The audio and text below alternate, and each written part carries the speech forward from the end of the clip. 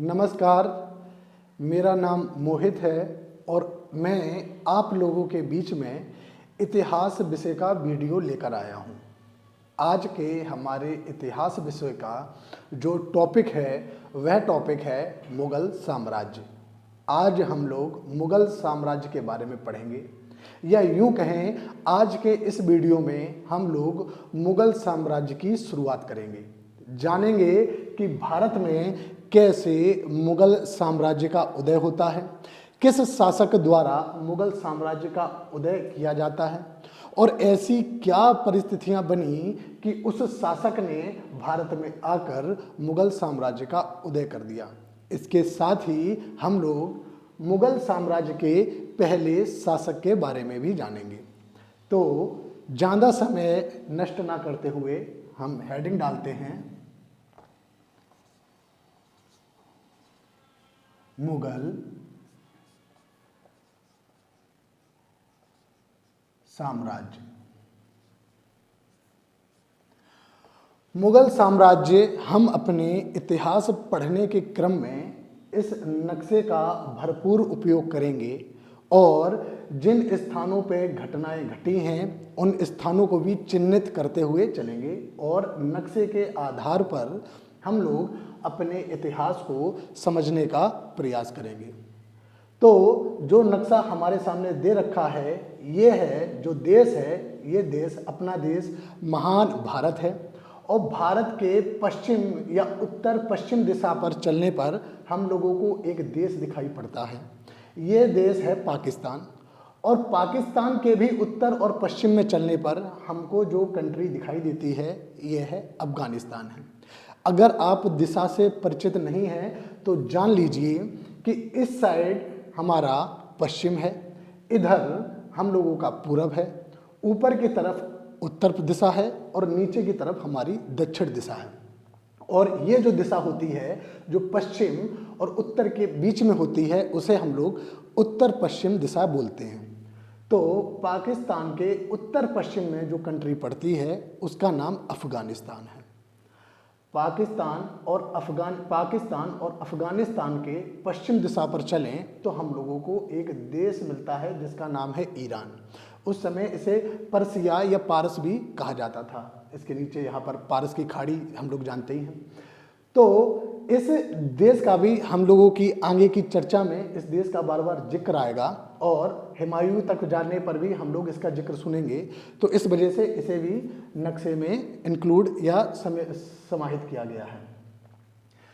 पश्चिम Asia और ये Iran और अफ़गानिस्तान, इन दोनों देशों के ऊपर का जो इलाका है या भारत के ऊपर का जो इलाका है, इन देशों के ऊपर का इलाका हम लोगों का ये वाला क्षेत्र, ये क्षेत्र हम लोगों का मध्य एशिया कहलाता है। फरगना जो कि आज के उज़्बेकिस्तान में पड़ता है, उस फरगना नदी घाटी के किनारे उस नदी घाटी में एक राज्य पड़ता है और उस राज्य का नाम भी फरगना होता है।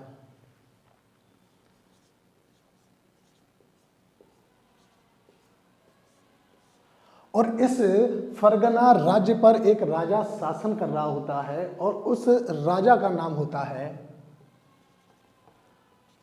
उमर शेख मिर्जा। और इनकी जो बेगम होती हैं, इनकी बेगम का नाम होता है कुतलुग निगार खानम।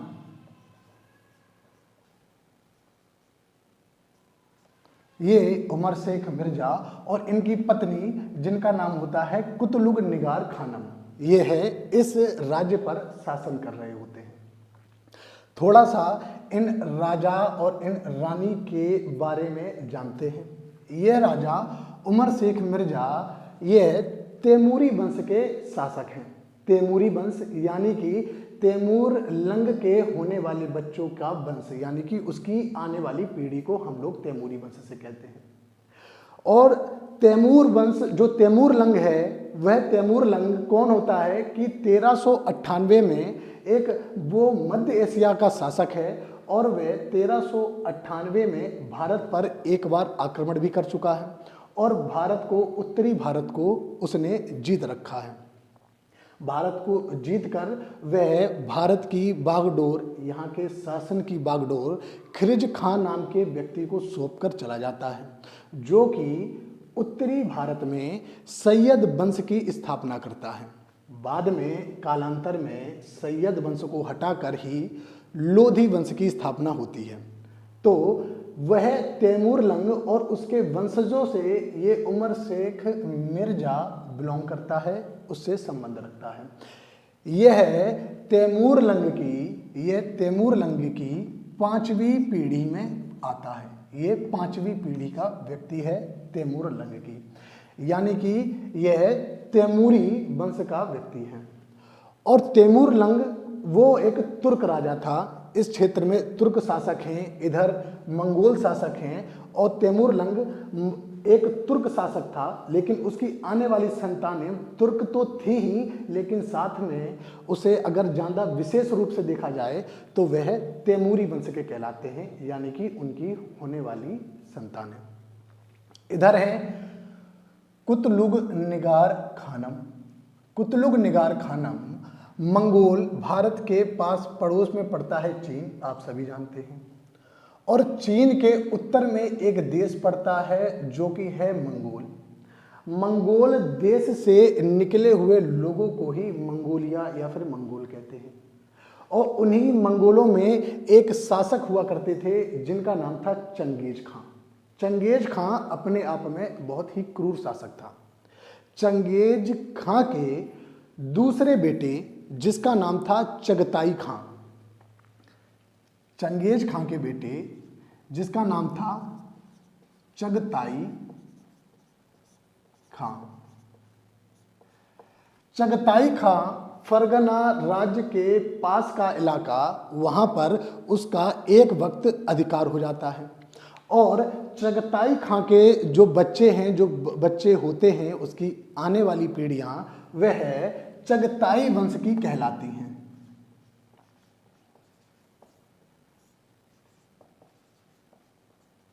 वंश की कहलाती हैं। और यह कुतलुग निगार खानम चगताई वंश की 14वीं पीढ़ी से बिलोंग करती हैं। ये 14वीं पीढ़ी से कुतलुग निगार खानम चगताई वंश की 14वीं पीढ़ी से बिलोंग करती हैं। और ये उमर शेख मिर्जा जो कि तुर्क या तैमूरी वंश का है। अब इन दोनों के जो बच्चे होंगे, जो बच्चा होगा, उसे हम लोग तुर्क या चगताई तुर्क नाम से हम लोग जानेंगे। वह बच्चा अब कहलाएगा चगताई तुर्क। तो होता क्या है कि सन आती है, दिनांक आती है 14 फरवरी 1483। 14 फरवरी 1483 को उमर शेख मिर्जा के यहाँ पर, या कुतलुग निगार खानम और उमर शेख मिर्जा के घर पर एक बच्चे का जन्म होता है। और उस बच्चे का नाम रखा जाता है जहीरुद्दीन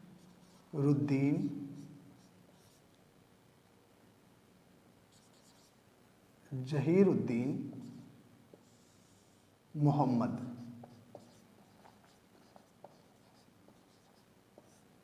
इस जहीर उद्दीन मोहम्मद को ही आगे जाकर बाबर के नाम से जाना जाता है। ये वही शासक है जो भारत में आकर मुगल वंश की स्थापना करेगा, जिसे हम लोग बाबर के नाम से भी जानते हैं।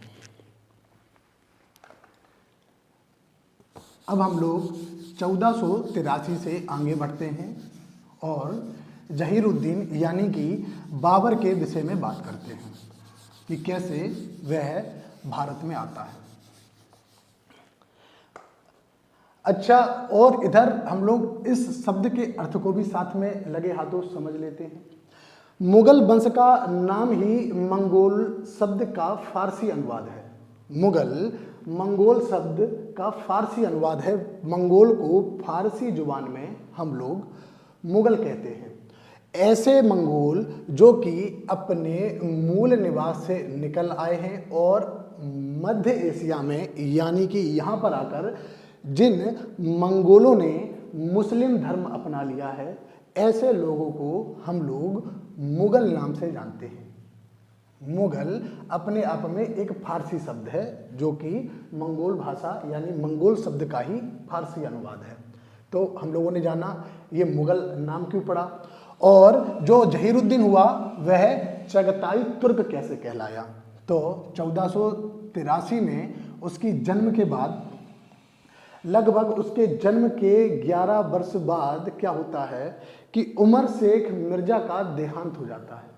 उमर शेख मिर्जा के देहांत के बाद इन्हें यानी कि बाबर को राजगद्दी पर बैठाला जाता है। तो 1494 में उमर शेख मिर्जा की मृत्यु हो जाती है, और उमर शेख मिर्जा की मृत्यु के बाद बाबर को, जो इस वक्त 11 वर्ष का होता है, राजगद्दी पर बैठाला जाता है।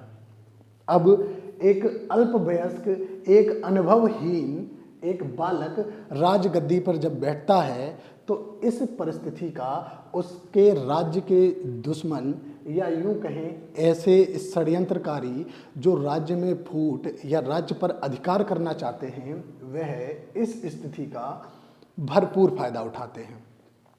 तो क्या होता है कि बाबर के चाचा बाबर को 1494 में ही कुछ समय के बाद, यानी 2-4 महीने के बाद, उसे गद्दी से हटा देते हैं और राज्य से बाहर भगा देते हैं। यानी कि फरगना राज्य से बाबर को भगा दिया जाता है, जहां पर उसके पिताजी का राज्य शासन चलता था उसके चाचाओं के द्वारा। तो समय आता है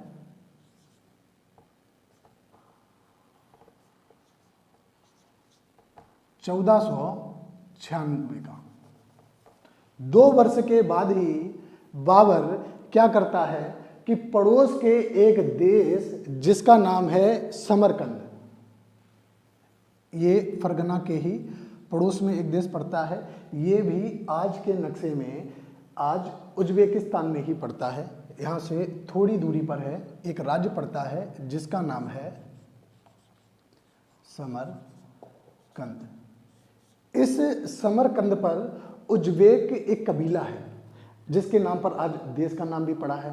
तो उस उज्बेक कबीले के सरदार को हराकर यह 1496 में समरकंद पर अधिकार कर लेता है। लेकिन उसकी ये जीत भी ज़्यादा दिन तक नहीं टिकती है, समय बदलता है। थोड़ा आगे चलने पर हमको मिलता है कि 1501 में वह उज्बेक सरदार द्वारा पराजित कर दिया जाता है। उज्बेक सरदार जिसका नाम होता है खान मोहम्मद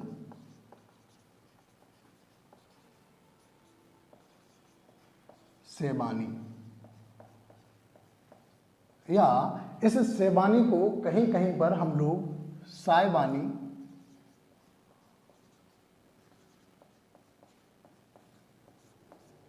नाम से भी जानते हैं। कहीं कहीं साइबानी भी लिखा है और कहीं कहीं सैबानी भी लिखा है।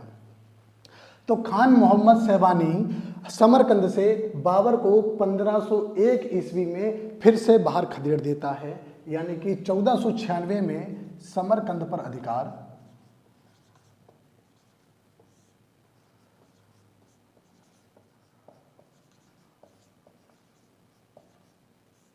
और 1501 में खान मोहम्मद सैबानी द्वारा समरकंद से भगा दिया गया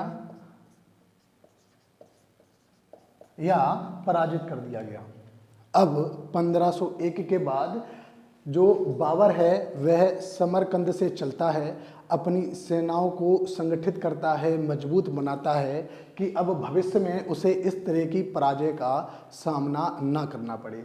अपनी सेना को मजबूत करते करते वह दक्षिण की ओर बढ़ना शुरू कर देता है, दक्षिण यानी कि अफगानिस्तान, पाकिस्तान और भारत की तरफ बढ़ना शुरू करता है। और अफगानिस्तान में एक देश पड़ता है, एक राज्य पड़ता है इस जगह पर, जिस राज्य का नाम है काबुल।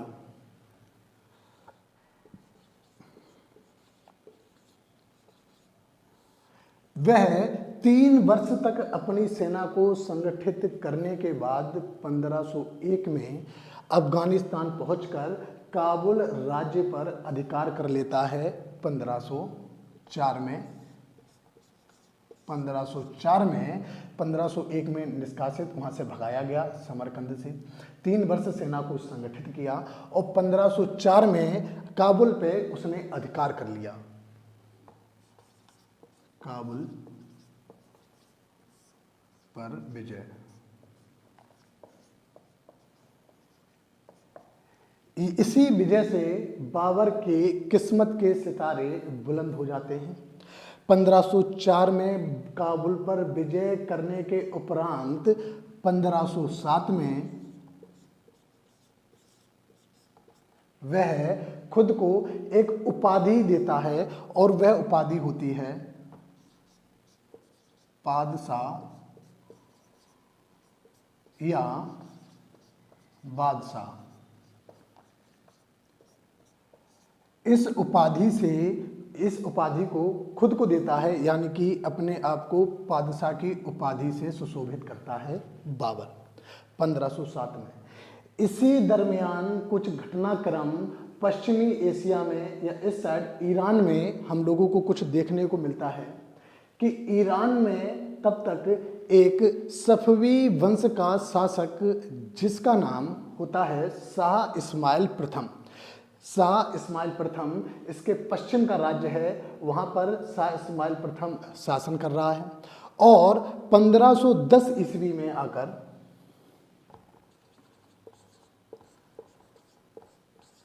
यह शाह इस्माइल प्रथम यह समरकंद के जो खान हैं यानी कि मोहम्मद सेवानी, यहाँ पर आक्रमण करके समरकंद पर यह अधिकार जमा लेता है।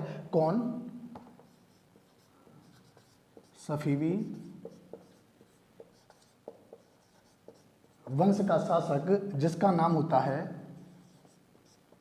शाह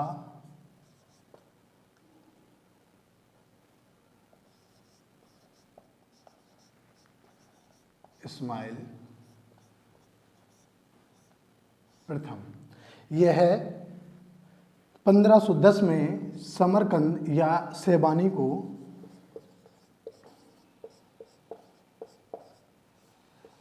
पराजित करता है।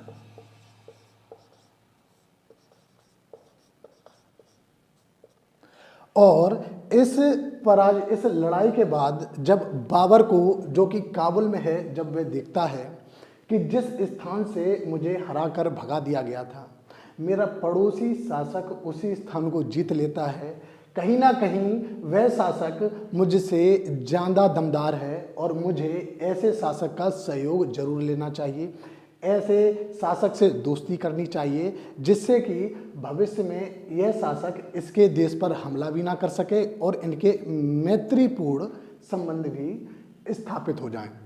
बाबर इससे मित्रता कर लेता है और इसकी अधीनता में, या फिर यूं कहें इसके अधीन जाकर यह इसका एक सूबेदार या एक छोटा राजा बनकर समरकंद पर दोबारा जाता है और वहां पर शासन करता है बाबर। होता क्या है कि जब ये शासन करते हैं समरकंद पर, फिर उज़्बेक संगठित हो जाते हैं और बाबर को फिर से समरकंद में हार का सामना करना पड़ता है। अब जो बाबर हैं उनके सामने ऊपर के रास्ते तो बंद हो चुके हैं, क्योंकि उसे पता है कि समरकंद पर या उत्तर दिशा में जाने पर उसे हार का सामना करना पड़ता है। पड़ोस में जो पश्चिमी राज्य है वह उससे ज़्यादा शक्तिशाली है। अब अगर उसे अपने राज्य का विस्तार करना है तो उसे दक्षिण की तरफ यानी कि भारत की तरफ बढ़ना पड़ेगा। और भारत के बारे में उसने अपने घर वालों से पहले ही सुना रखता है कि भारत में अपार संपत्ति है, जो उसके बाबा के बाबा यानी कि तैमूरलंग जो जीत कर लेके आते हैं और भारत पर अधिकार भी कर लेते हैं। तो बाबर के मन में कहीं ना कहीं इस बात की इच्छा उत्पन्न हो जाती है कि उसे भी भारत की तरफ कूच करना चाहिए और भारत पर अधिकार करना चाहिए तथा अपने देश काबुल का राज्य विस्तार करना चाहिए। उसी वक्त अब हम लोग भारत की स्थिति समझते हैं, यानी कि 1510 के कुछ समय बाद यानी कि लगभग 1519 के समय हम भारत की राजनीतिक स्थिति पर एक नज़र डालते हैं कि उस वक्त भारत में कौन कौन से राज्य या कौन कौन से शासक भारत पर राज्य कर रहे हैं। तो देखें तो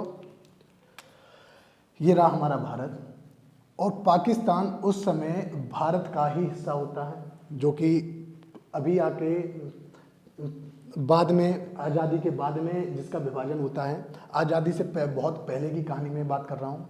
तो पाकिस्तान भारत का हिस्सा होता है और यहाँ पर मुख्य तौर पर 4 शक्तियाँ यहाँ पर भारत में शासन कर रही होती हैं। उनमें से सबसे पहली शक्ति जो कि पाकिस्तान, ये यहाँ से ये पूरा पंजाब प्रांत है, ये पूरा पंजाब प्रांत है। यहाँ पंजाब प्रांत से लेकर यहाँ दिल्ली, आगरा और यहाँ बिहार तक के क्षेत्र पर उसका शासन है। यह जो राज्य है, इस राज्य को हम लोग कहते हैं दिल्ली सल्तनत।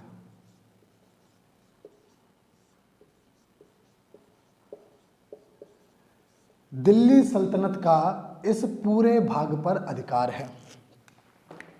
और इसके अगर दक्षिण की तरफ चलें तो हम लोगों को दूसरा राज्य देखने को मिलता है, जो कि पंजाब, जो कि पाकिस्तान के सिंध प्रांत या सिंधु नदी के किनारे से लेकर इधर मध्य प्रदेश का ग्वालियर और इतना पूरा इलाका इस राज्य के अंदर आता है।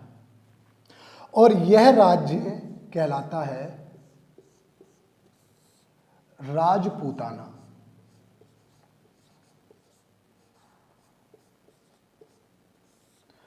राजपूताना के अगर दक्षिण में चला जाए तो राजपूताना के दक्षिण में हम लोगों को महाराष्ट्र वाले इलाके में एक छोटा सा राज्य दिखाई पड़ता है। ये होता है बहमनी साम्राज्य।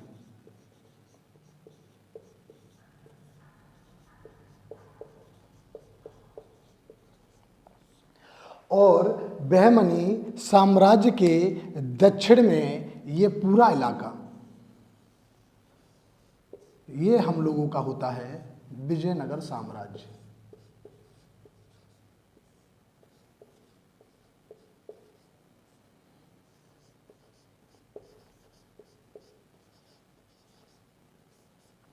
यह मुख्यतः 4 शक्तियों में विभाजित रहता है। ये जो गुजरात वाला इलाका है, यहाँ पर भी छोटा सा राज्य होता है जिस पर एक मुस्लिम शासक राज्य कर रहा होता है। लेकिन भारत में जो बाबर की जो आत्मकथा है तुजुक-ए-बाबरी, उसमें बाबर ने बताया है कि उस वक्त भारत में मात्र 2 शक्तिशाली हिंदू शासक थे। एक तो विजयनगर के कृष्णदेव राय और दूसरे राजपूताना के राणा सांगा। राणा सांगा के ही अधीन पूरी राजपूताना शक्ति केंद्रित थी, उसी के राज्य यानी कि मेवाड़ पे। राजपूताना में क्या था कि छोटी छोटी राजपूताना रियासतें इस राजपूताना राज्य के ही अंदर बटी हुई थी। उसी में से एक का मैं नाम बता रहा हूं जिसका नाम था मेवाड़, और मेवाड़ की राजधानी थी उदयपुर। उदयपुर के ही शासक थे राणा सांगा। एक का अभी जिक्र और आपको सुनने को मिलेगा जो कि है चंदेरी, जो कि उत्तर प्रदेश से सटा हुआ लगता है। जो कि अभी मध्य प्रदेश में है, उसका नाम है चंदेरी। तो यहाँ पर उदयपुर में ये जितने भी राजपूताना रियासतें पूरे राजपूताना क्षेत्र में हैं, वह सब इस राज्य के नेतृत्व में सभी संगठित थे। यानी कि राजपूताना के सभी राजा राणा सांगा के नेतृत्व में संगठित थे। यदि कहीं बाहर हमला करना हो तो वह इनका राणा सांगा का साथ मांगते थे। तो ये तो हो गई यहाँ की 1519 की राजनीतिक स्थिति भारत के अंदर। इधर का एक राज्य है ये, जो कि बंगाल नाम से है। होता क्या था कि ये बंगाल था तो दिल्ली सल्तनत का ही हिस्सा, लेकिन यहाँ आगरे से दिल्ली सल्तनत के जो शासक हैं वे इतनी दूर अपनी प्रशासनिक सुविधाएं या अपने सैनिकों द्वारा इधर अधिकार या इधर राजनीति नहीं चला पाते थे, सत्ता नहीं चला पाते थे। पश्चिम बंगाल दूर देश होने के कारण या दूर स्थित होने के कारण समय समय पर यहाँ का शासक खुद को स्वतंत्र घोषित कर देता था। और उस समय यहाँ के जो शासक का नाम था नुसरत शाह। ये है उस समय पश्चिम बंगाल के शासक थे। तो ये हो गई स्थिति। अब बात करते हैं कि काबुल से बाबर को भारत आने की जो इच्छा हुई वह कैसे पूरी होती है। क्या होता है कि इधर जो ये दिल्ली सल्तनत है, दिल्ली सल्तनत में उस समय लोधी वंश का शासन चल रहा है और लोधी वंश के अंतिम शासक जिनका नाम है इब्राहिम लोदी। मैं इसे बिगाड़ देता हूं।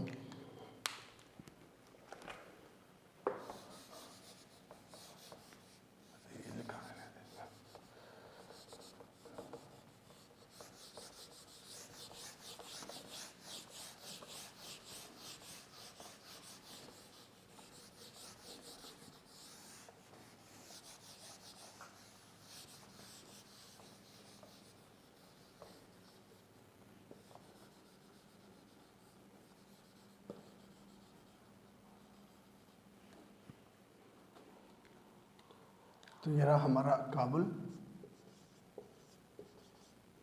और ये हमारा दिल्ली सल्तनत। तो दिल्ली सल्तनत पे जो शासक होता है वह लोदी वंश का शासन होता है और लोदी वंश के शासक हैं जिनका नाम है इब्राहिम लोदी। ये वही लोदी वंश है जो बाबर द्वारा भारत में छोड़े गए खिलजी खां के सैयद वंश को समाप्त करके भारत पर इसने अधिकार किया है। तो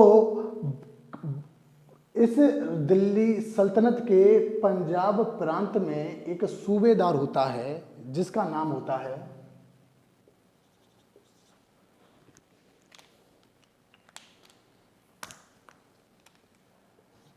पंजाब के सूबेदार जिसका नाम होता है दौलत खां लोदी और साथ में इब्राहिम लोदी के चाचा जिनका नाम होता है आलम खां लोदी। यह है उसी वक्त यानी कि 1519 के आसपास ये बाबर के पास जाते हैं, उससे कहते हैं कि आप दिल्ली सल्तनत पर आक्रमण करिए और दिल्ली सल्तनत को लूट कर ले जाइए क्योंकि यहाँ पर अपार धन है। इसके पीछे इनकी मंशा क्या रही होगी कि ये चाहते थे कि इब्राहिम लोदी कमजोर पड़े और वह दिल्ली सल्तनत पर अधिकार कर सके। इधर राजपूताना है और राजपूताना की उत्तरी सीमाएं और दिल्ली सल्तनत की दक्षिणी सीमाएं आपस से लगती थी। इन सीमाओं को लेकर आए दिन राजपूतों का इब्राहिम लोदी से विवाद भी होता रहता था। तो कहीं ना कहीं राणा सांगा भी इससे त्रस्त था और अपने राज्य का विस्तार भी चाहता था। इस वजह से इन दोनों की आपसी मतभेद के कारण राणा सांगा ने भी, और इस राणा सांगा के बारे में जो जानकारी मिली है वह मैं बता दूं,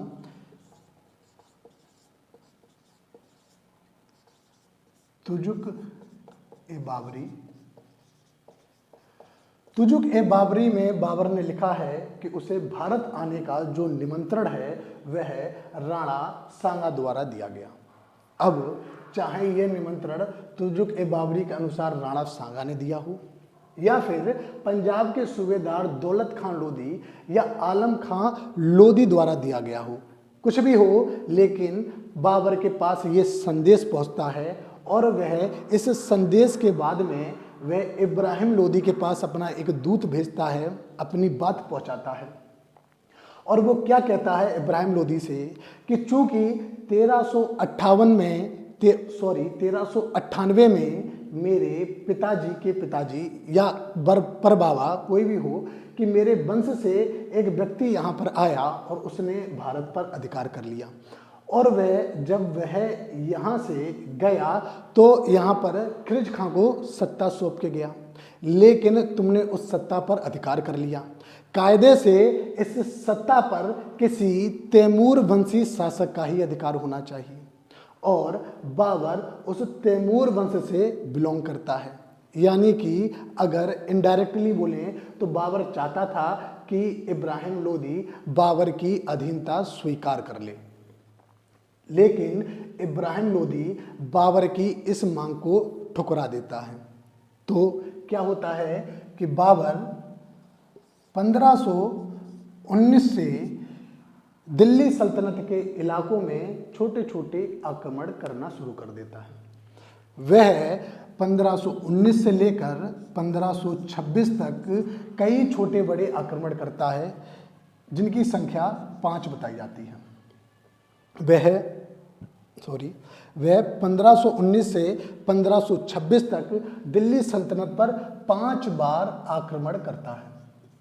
इतने सभी आक्रमण हम लोगों के लिए पढ़ना जरूरी नहीं है। हम पहला आक्रमण और दूसरी लड़ाई या पहली और अंतिम लड़ाई को ही हम यहाँ पर पढ़ेंगे।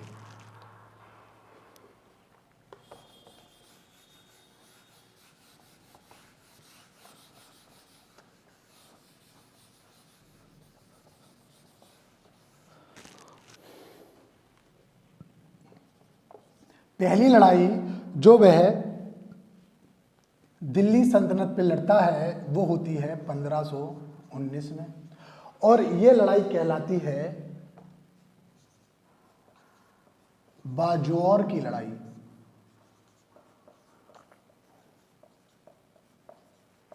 बाजौर इस वक्त पाकिस्तान से ही काबुल के सामने या काबुल के पूरब पाकिस्तान के क्षेत्र में एक राज्य पड़ता था। इस जगह पर ये यहाँ पर ये है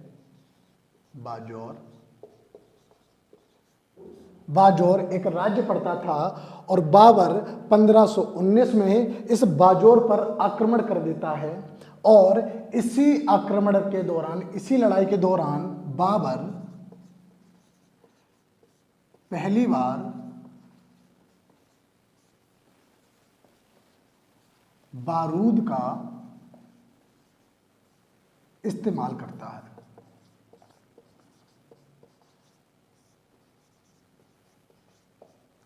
इस बारूद के इस्तेमाल से वे बाजौर की लड़ाई को जीत जाता है, और बाजौर में ही एक किला होता है। उस किले का नाम है भैरा का किला, और वह इस किले पर अधिकार कर लेता है। भैरा के किले पर यह उसकी 1519 से 1526 तक की 5 लड़ाइयों में सबसे पहली लड़ाई है। पहला युद्ध, भारत पर पहला आक्रमण बाबर द्वारा हो। और इसी तरीके से वो धीमे धीमे युद्ध लड़ता है, और पाकिस्तान के क्षेत्र से चलते हुए धीमे धीमे यहाँ हरियाणा राज्य के पास में पहुँच जाता है। ये लड़ाइयाँ लड़ते हुए 5 क्रमागत लड़ाइयाँ लड़ते हुए बाबर पाकिस्तान से हरियाणा में आ जाता है, यानी कि आगरा के नज़दीक, यानी कि दिल्ली सल्तनत के बहुत नज़दीक, राजधानी के बहुत नज़दीक वहाँ पर बाबर आ जाता है। होता क्या है कि 1526 में जब वह हरियाणा पहुँचता है तो इब्राहिम लोदी को लगता है कि अब तो ये अंदर आ गया, अब तो राजधानी के पास में आ गया, और इब्राहिम लोदी अब इससे सीधी टक्कर लेना चाहता है। वह 1526 में युद्ध की घोषणा कर देता है, और हरियाणा में ही एक जगह है, एक मैदान है जिसे हम लोग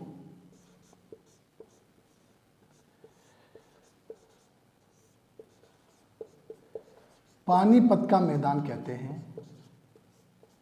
इस मैदान में इब्राहिम लोदी और बाबर की आमने सामने लड़ाई होने जाती है। तो अब हम लोग 1526 के पानीपत की लड़ाई को देखते हैं।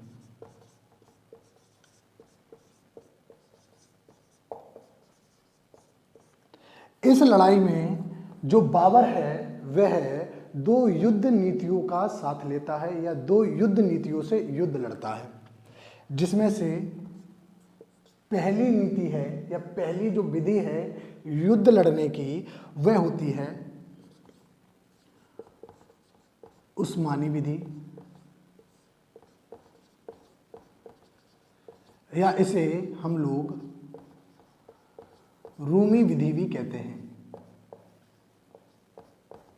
इस विधि के अंतर्गत क्या होता है कि जो वह बारूद का इस्तेमाल करता है उसे वह थोड़ा और व्यवस्थित बनाता है।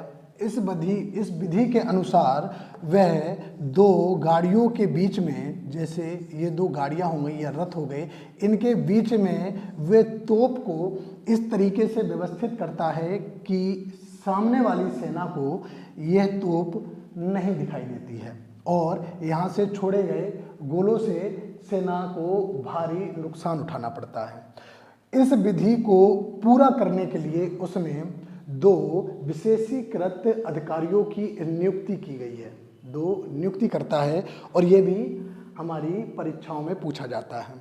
तो उस्मानी विधि को पूरा करने के लिए जो वह दो अधिकारी नियुक्त करता है, उसमें से पहले अधिकारी का नाम होता है उस्ताद अली, और जो दूसरे होते हैं उनका नाम होता है मुस्तफ़ा खां।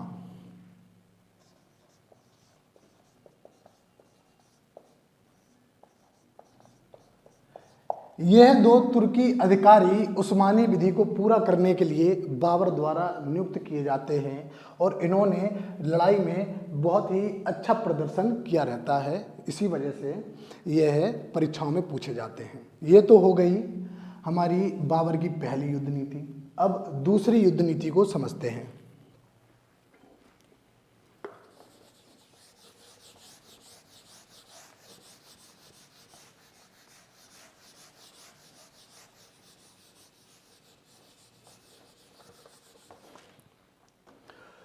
जो दूसरी युद्ध नीति होती है, जिसे हम लोग तुलगमा विधि भी कहते हैं, या तुलगमा विधि, जो कि इसने मंगोलों से सीखी होती है। इस विधि के अंतर्गत क्या होता है कि बाबर अपनी सेना 3 टुकड़ियों में बांट देता है। जैसे ये मुख्य टुकड़ी है, और उसने 2 टुकड़ियां इधर दाएं और बाएं या ऊपर नीचे, जैसा भी इसमें अभी बोर्ड पे ऊपर नीचे है, मतलब कि दाएं और बाएं वे अपनी 2 टुकड़ियां छुपा देता है। जब इब्राहिम लोदी की सेना जब सामने से जब वह वार करती है तो वह इस सेना पर ध्यान केंद्रित करती है। इसी बीच में ये 2 जो टुकड़ियां होती हैं ये पीछे से इब्राहिम लोदी पर वार कर देती हैं या आक्रमण कर देती हैं। इस आक्रमण से इब्राहिम लोदी की सेना तितर बितर हो जाती है, और इसके साथ ही तोप का भी प्रदर्शन चल रहा है, तोप भी चल रही है, जिससे कि इब्राहिम लोदी उस मैदान में, पानीपत के मैदान में ही मारा जाता है, और वहीं पे उसका टॉम्ब भी है, यानी कि उसका मकबरा भी उसी पानीपत के मैदान में ही बनाया गया है। तो इस पर आक्रमण कर देते हैं और इस विधि का नाम ही हम लोगों का तुलगमा विधि है। अगर परीक्षाओं में ये पूछा जाए कि बाबर ने तुलगमा विधि किससे सीखी, तो ये सीखी मंगोलों से। और अगर वहीं पूछा जाए कि उस्मानी विधि किससे सीखी, तो उस्मानी विधि उसने उस्मानी तुर्कों से सीखी है। ठीक, तो इसमें क्या होता है कि इब्राहिम लोदी की हार होती है, इब्राहिम लोदी मारा जाता है। बाबर यहाँ पर लूटे गए धन के साथ फिर वापस, यानी कि यहाँ पर हरियाणा में लूटे गए धन के साथ फिर वापस काबुल में जाता है और काबुल की प्रत्येक जनता को एक एक चांदी का सिक्का उपहार के रूप में देता है। और उसकी इसी उदारता के कारण बाबर को कलंदर की उपाधि भी दी जाती है।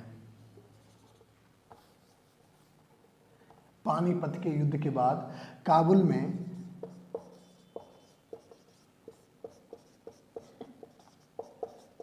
चांदी के सिक्के बांटे,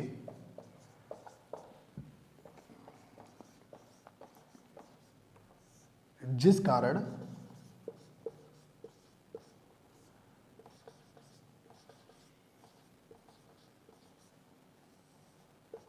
कलंदर की उपाधि मिलती है।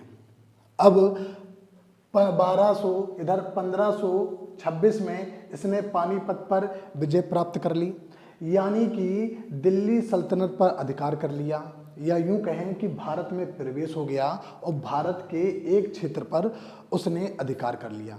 और यहीं से ही 1526 से पानीपत के युद्ध के बाद से ही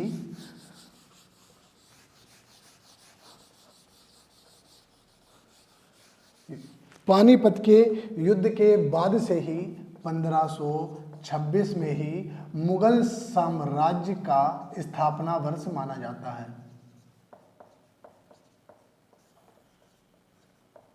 ये 1526 ही मुगल साम्राज्य का स्थापना वर्ष भी कहलाता है, पानीपत के युद्ध के बाद।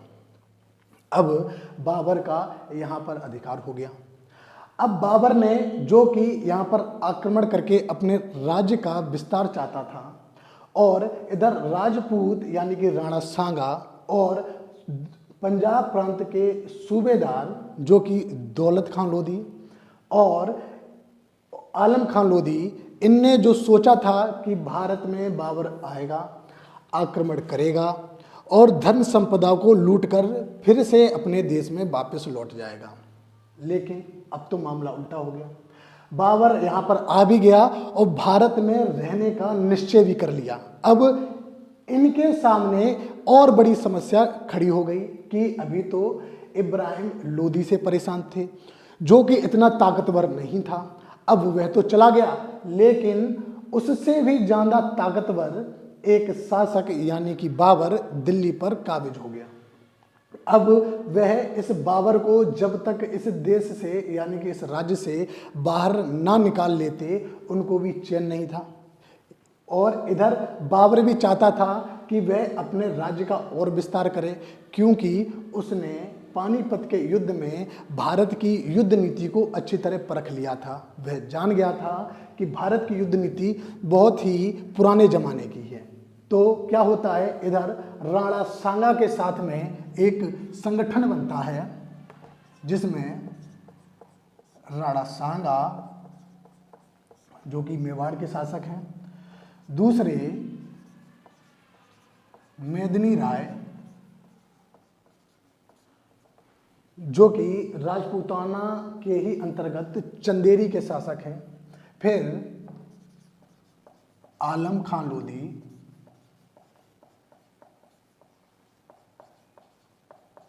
जो कि इब्राहिम लोदी के चाचा हैं और जिन्होंने इन्हें आमंत्रण दिया रहता है, और एक और चाचा जिनका नाम होता है महमूद लोदी। साथ में एक राजपूताना और दिल्ली सल्तनत के बीच में संक्रमणी इलाके में या हरियाणा के पास में एक राज्य पड़ता है, उस राज्य का नाम मेवात होता है। उस मेवात के शासक हसन खां मेवाती भी इस समूह में इनके साथ हो जाते हैं।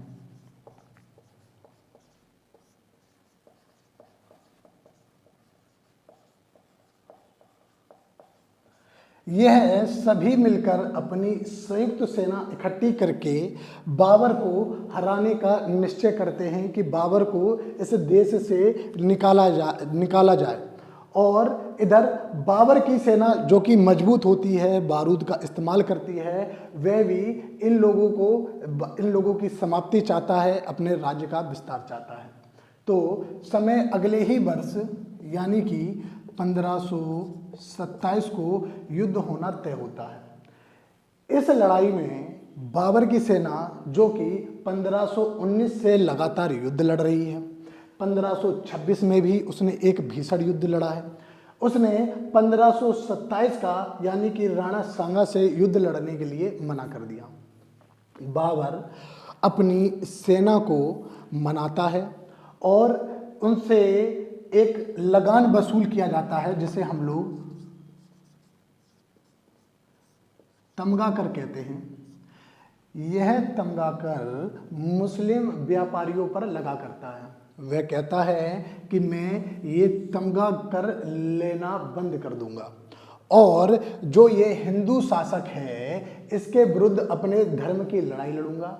और वह इस धर्म लड़ाई में जिहाद का नारा देता है 1527 वाली लड़ाई लड़ने के लिए। 1527 में वे जिहाद का नारा लेकर अपने सैनिकों को संगठित करके फिर से युद्ध के मैदान में पहुंचता है। और ये लड़ाई आगरा से, ये आगरा है, यहाँ पर आगरा से ही 40 किलोमीटर दूर राजस्थान के भरतपुर जिले में एक गांव का नाम पड़ता है जिसका नाम है खानवा युद्ध लड़ने के लिए चल देता है। इधर खानवा में राणा सांगा, मेदिनी राय, ये इन सब की संयुक्त सेना पहले से तैयार होती है। इसमें भी भीषण लड़ाई होती है। लड़ाई में राणा सांगा इस युद्ध में घायल हो जाते हैं। और लड़ाई से थोड़ा पहले भी देखें तो राणा सांगा के साथ ये जो समूह होता है, इस समूह के महमूद लोदी और आलम खान लोदी ने राणा सांगा का साथ छोड़ दिया होता है। वह बाबर की मजबूत सेना को देखकर भयभीत हो जाते हैं और राणा सांगा का साथ छोड़कर अपनी सेनाओं के साथ में बाबर से जा मिलते हैं। बाबर से मिलकर ये लोग युद्ध मैदान से भाग जाते हैं या कुछ सैनिक छोड़ जाते हैं जो इधर बाबर के साथ राणा सांगा के खिलाफ युद्ध लड़ते हैं। हसन खान लोदी और ये महमूद लोदी ये युद्ध लड़ने के बाद अपने बिहार की तरफ चले जाएंगे, या कुछ लोग हो सकता है इसकी जानकारी नहीं है कि ये युद्ध में शामिल होते हैं या फिर युद्ध से भाग जाते हैं, इसकी जानकारी हम लोगों को नहीं मिलती है। तो इन दोनों ने तो पहले ही धोखा दे रखा है। राणा सांगा, मेदिनी राय, हसन खान मेवाती युद्ध को लड़ते हैं। इसमें राणा सांगा बुरी तरीके से घायल हो जाता है, आंख में चोट लग जाती है। बताते हैं कि राणा सांगा को अभी तक के युद्धों में कम से कम इस युद्ध को मिला के उसके शरीर पर 80 घाव होते हैं। वह एक हाथ और एक पैर और एक आंख युद्ध में गंवा चुका होता है। राणा सांगा इस युद्ध में घायल होता है। मेदिनी राय राणा सांगा को युद्ध से बाहर कर देते हैं। जैसे ही राणा सांगा युद्ध से बाहर होते हैं, राणा सांगा की सेना को राणा सांगा दिखाई नहीं देते हैं, तो सेना समझती है कि राणा सांगा युद्ध में मारा गया और सेना तितर बितर हो जाती है। आपको मैं एक बात बताऊंगा कि राणा सांगा की सेना बाबर की सेना से 2 गुनी होती है, फिर भी राणा सांगा की सेना युद्ध में तितर बितर हो जाती है, जिसका फायदा बाबर भरपूर तरीके से उठाता है और आक्रमण को और जोरदार बनाते हुए मेदिनी राय और इन्हें पराजित कर देता है। इस तरह 1527 में खानवा युद्ध में बाबर की विजय होती है और यह युद्ध जीतने के उपरांत बाबर को एक उपाधि दी जाती है। चूंकि बाबर ने धर्म युद्ध लड़ा होता है, जिहाद का नारा साथ में लेकर, इसीलिए उसे गाजी की उपाधि दी जाती है। गाजी यानी कि ऐसा योद्धा जो कि अपने धर्म के प्रचार प्रसार के लिए लड़ता है। खानवा के युद्ध के बाद बाबर को गाजी की उपाधि मिलती है, जिस तरीके से पानीपत के युद्ध के बाद उसे कलंदर की उपाधि मिली थी। ये युद्ध समाप्त होता है। इधर जो कि आलम खान लोधी और महमूद खान लोधी हैं, युद्ध से बाहर हो जाते थे, वह भाग के बिहार की तरफ चले जाते और बिहार के किनारे जो ये इलाका है जहाँ पर नुसरत खान शासन कर रहा होता है, वह इन्हें अपने यहाँ पर शरण दे देता है और बिहार की उससे बंगाल से लगे हुए राज्य बिहार में ये लोग अपना अधिकार कर लेते हैं। अब ये युद्ध खत्म हो गया, राजपूताना शक्ति टूट गई, लेकिन राणा सांगा के बाद अब राजपूताना शक्ति का जो नेतृत्व करता है वह अब मेदिनी राय बन जाता है। यानी कि जो नेतृत्व मेवाड़ ने किया था वही नेतृत्व अब चंदेरी प्रदान कर रहा होता है राजपूतों को। और बाबर को पता है कि ये पड़ोसी राज्य कभी ना कभी मुझ पर आक्रमण जरूर करेगा और भारत में निश्चिंत होकर राज्य करने के लिए इस राजपूताना राज्य को हराना बहुत जरूरी है। तो बाबर मेदिनी राय के पास एक संदेश भेजता है और मेदिनी राय को अपने राज्य के साथ समर्पण करने के लिए बोलता है, जिसके बदले वे मेदिनी राय को शमशाबाद की जागीर ऑफर करता है, लेकिन मेदिनी राय इसकी इस मांग को ठुकरा देता है और युद्ध करने का निश्चय करता है। मेदिनी राय और बाबर के मध्य अब अगला युद्ध अगली साल में निश्चित होता है, जो कि 1528 में है। इसे हम लोग चंदेरी का युद्ध कहते हैं।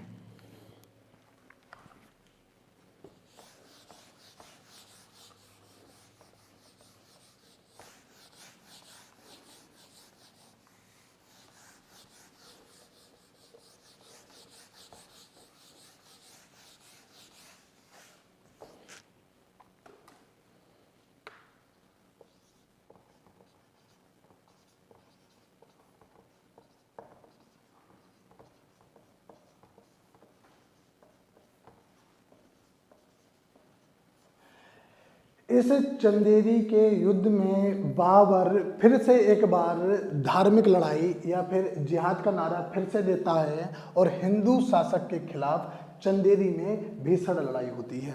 ये चंदेरी आगरा के ही पास में, या आगरा नीचे यहाँ पर मालवा के साइड या एमपी में एक राज्य पड़ता है जो कि चंदेरी के नाम से है। चंदेरी में युद्ध होता है, बाबर इस युद्ध में विजय होता है और वे राजपूताना को अपने अधीन, जितने भी शासक इस युद्ध में भाग लेते हैं उन्हें अपने अधीन कर लेता है।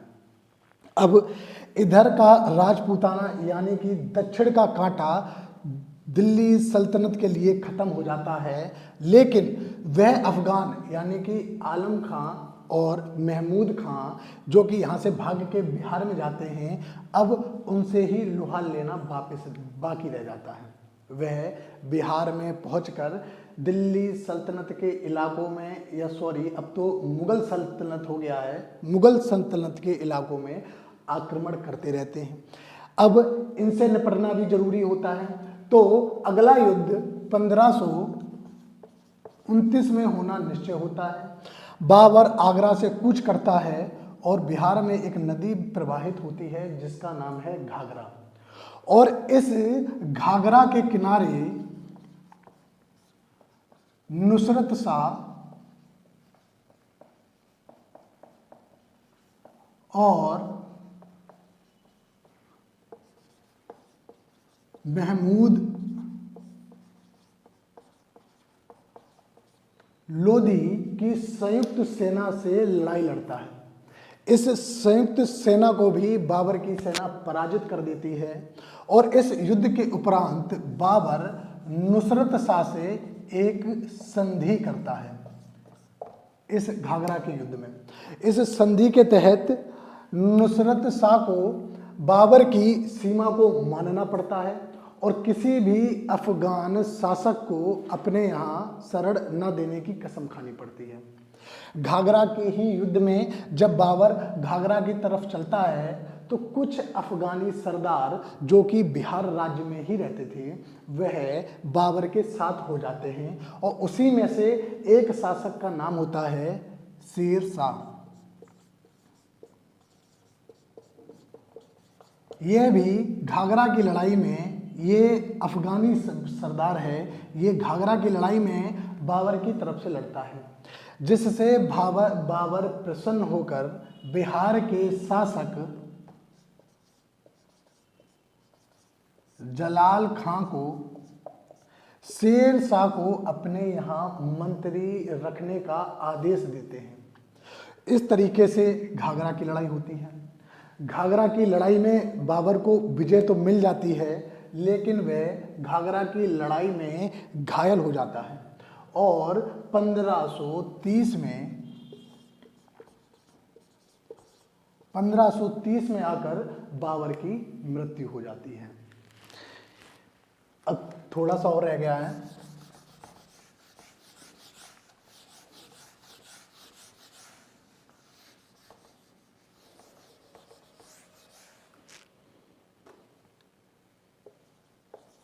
अपनी मृत्यु से पहले बाबर अपनी इच्छा जता चुका होता है कि उसकी मृत्यु के उपरांत उसे काबुल में दफनाया जाए, लेकिन भारत में होने की वजह से उसे भारत के आगरा के ही नूर अफगान,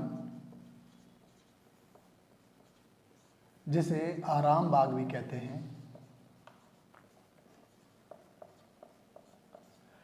आराम बाग या नूर अफगान बाग में उसे दफनाया जाता है। बाद में 9 वर्ष के बाद जब हुमायूं गद्दी पर बैठता है तब वह इन्हें बाबर को यहाँ से निकलवा कर उसके आदेश पर बाबर को काबुल में ही दफना दिया जाता है।